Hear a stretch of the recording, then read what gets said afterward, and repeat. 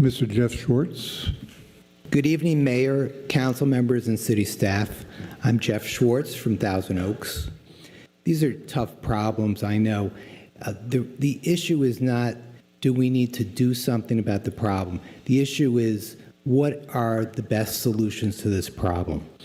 Rent control is a policy where government caps the rental price of units. This has political appeal because it seems like an easy fix, but few people know about the unintended negative consequences of government rent control laws. Rent control units have abnormally low vacancy rates because tenants know they're receiving a bargain and they don't move. This prevents turnover that normally occurs in healthy real estate markets.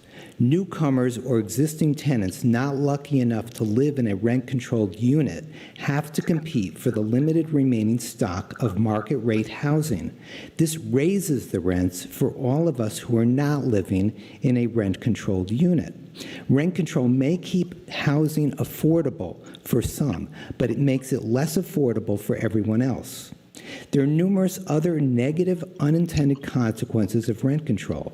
Rent control misallocates resources. It leads to under-maintenance of properties. It raises government compliance costs. It requires a bureaucracy to administer and enforce the rent control laws, and it stifles new construction. Another problem with rent control is that it violates private property rights. Our country was built on the principle of strong private property rights. Having a system of strong, predictable property rights stimulates confidence among investors and promotes economic growth. Rent control laws interfere with this. Now, this does not mean that we should stop being compassionate to those in need. We should show compassion. We should want to help. But we need to start looking for alternative ways to treat our elderly and poor in a humane way that does not interfere to such an extent with our private property rights and our economy. The answer to this lies in free, voluntary action of individuals in our community, such as family members, friends, neighbors, churches, synagogues, or voluntary nonprofit organizations. We already have many voluntary organizations that are successfully improving our community. Examples include the Salvation Army, Rotary Club, Kiwanis Club, Lions Club, and Chamber of Commerce. We should take the lead from these voluntary organizations and push even harder to use voluntary means to help the poor and the elderly in our community. I'm Jeff Schwartz from Thousand Oaks. Thank you. Thank you, sir. Next up was Mr. McNamee.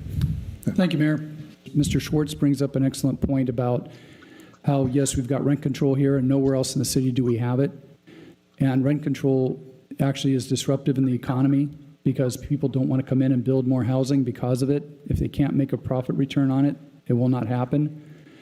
And this is one where it's as our city attorney says, it's very challenging because on a compassion level, you're being placed in a very difficult situation. Speak to your U.S. senators, your congressmen, to talk about changing some of their energy policies as well as their economic policies in Washington. We're feeling the effect on the local level.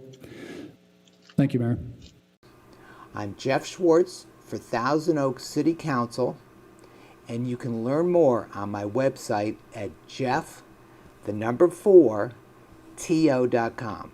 That's jeff4to.com. jeff4to.com. Thank you.